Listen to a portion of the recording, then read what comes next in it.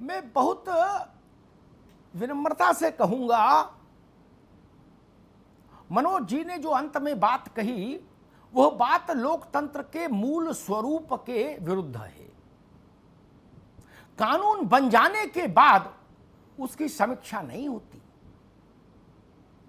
कानून का प्रस्ताव सार्वजनिक इसीलिए किया जाता है, जब से ये वेबसाइट आ गई तब से बाध्यता है कि प्रपोजल वेबसाइट पर आए। नई शिक्षा नीति एनडीए पार्ट 1 से पब्लिक डोमेन में है, तब जाके फाइनल हुई। 60,000 हितग्राहियों से उस पर विशद चर्चा हुई। कानून आ गया तो फिर क्या करेगा आदमी? फिर तो मुकदमा ही लड़ सकता, बाकी बहस का क्या फायदा? हम भी इसी देश के हैं। हमारी पीड़ा, आपकी पीड़ा, दूसरी पार्टियों की, सबकी साझी पीड़ा यही तो है कि हमारी नौजवान पीढ़ी अच्छा भविष्य पाए। कोई किसी का लक्ष्य दूसरा है क्या? कम से कम मेरा तो नहीं है। ये बच्चे अपनी योग्यता के अनुरूप काम पाए, प्रदेश तरक्की करे, देश तरक्की करे, यही ना लक्ष्य है। और दूसरी बात मैं कहूंगा, राइट टू रिकॉल की बात आई, एक बात कही गई कि 5 साल बाद राइट टू रिकॉल होता ही है। नहीं, जयप्रकाश जी ने नहीं कहा था। उन्होंने कहा था, जो मैंने आरंभ में कहा, कि 5 साल जनता क्यों झेले? अगर पांव उसके पूत के पांव पालने में ही दिख गए, चुनाव के 6 महीने बाद पता लग गए कि सांसद जी लुप्त हो गए, इनके पोस्टर लगाने पड़ रहे हैं कि इनका पता बताने वाले को 11,000 इनाम मिलेगा, तो उनको रिकॉल क्यों नहीं करें? 4.5 साल और क्यों झेले? इसको कहते हैं राइट टू रिकॉल। 5 साल आनंद लेने के बाद रिकॉल का क्या मतलब? फिर तो वो चुनावी हो जाता। ये कहा गया था जयप्रकाश जी ने। और जयप्रकाश जी हमसे, आपसे, उदयवीर सिंह से, अभिषेक वाजपेयी से तो ज्यादा ही समझदार थे, ज्यादा ही बड़े आदमी थे। देश के प्रति उनका त्याग बड़ा था।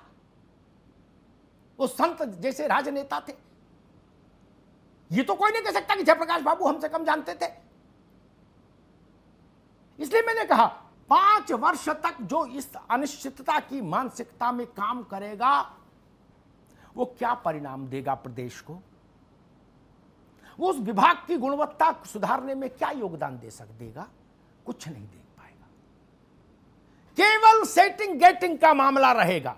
भर्ती कई ठीक एजेंसी इंटरव्यू करके भर्ती कर देगी, लेकिन भर्ती करने के बाद तो तहसील में जो जाएगा वो तहसीलदार के अंडर में रहेगा भाई, कि वो लोक सेवा आयोग के अंडर में हो जाएगा संविदा वाला।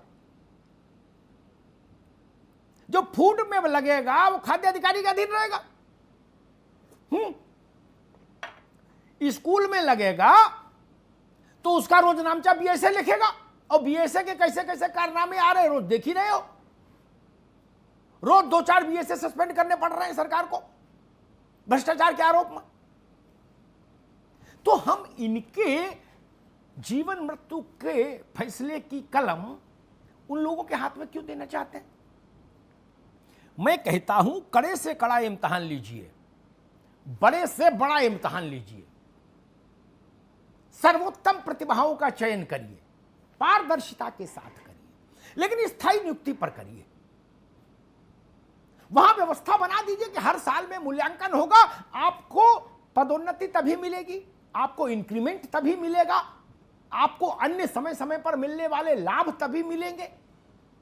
बिल्कुल सही। और आज भी अगर हम लोग सरकारी सेवाओं का जो वो है कोड ऑफ कंडक्ट जो है उसको पढ़ें, हर राज्य में लगभग समान है।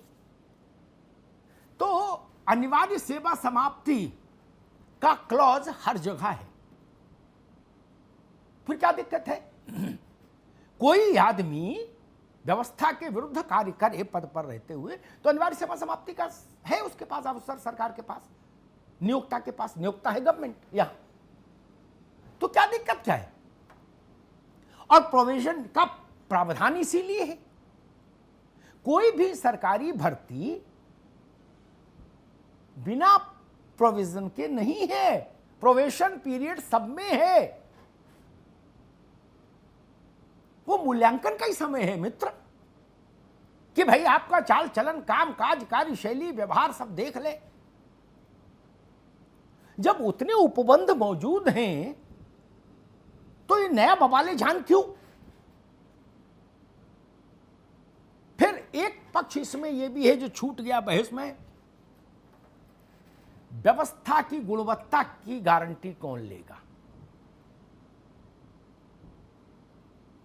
जो भर्ती होगा वो कहेगा मैं 5 साल बाद रहूंगा नहीं रहूंगा मुझे तो यही नहीं पता, तो अभी जो कुछ कर सकते हो कर लो, जितनी गाय दूध सकते हो दूध लो, लोटा भर लो, बाल्टी भर लो, ड्रम भर लो, जहां हाथ लगे। गारंटी कौन लेगा कि लोक व्यवस्था? और तीसरी बात कह के मैं बात समाप्त कर दूंगा। मेरी बात से उदयवीर जी, अभिषेक जी, मनोज जी तीनों सहमत होंगे मेरे मित्र।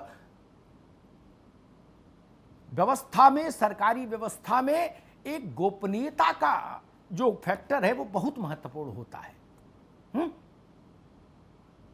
5 साल बाद रहेंगे नहीं रहेंगे इसकी गारंटी जब किसी को नहीं होगी तो गोपनीयता का क्या होगा?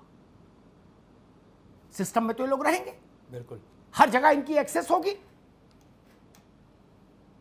तब स्थायी नौकरी तो केवल कलेक्टर पाएंगे, कप्तान पाएंगे, एसडीएम पाएंगे, सिटी मजिस्ट्रेट पाएंगे, यही लोग पाएंगे ना। बाकी तो सब फिर इसी रास्ते आ जाएंगे, सीएमओ पाएंगे स्थायी, यानी जिले में जो 2-2 4-4 अधिकारी हैं जिन विभागों के प्रमुख, वही लोग स्थायी होंगे, तो सब अस्थायी होंगे।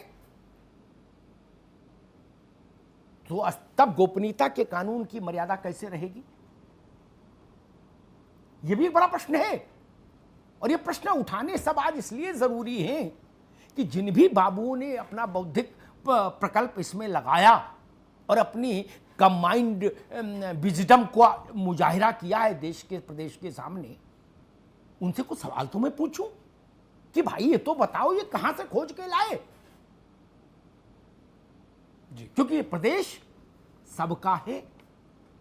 23 करोड़ लोगों का प्रदेश, 23 करोड़ लोग इसके स्वामित्व धारक हैं। सबका बराबर का हक है उत्तर प्रदेश पर। इसलिए जब इतनी बड़ी व्यवस्था में परिवर्तन की बात हो तो उस पर एक व्यापक जन बहस होनी चाहिए। उसके बाद ही कोई राय, जो सामूहिक राय हो लोकतंत्र में, उसी को स्वीकार किया जाना चाहिए।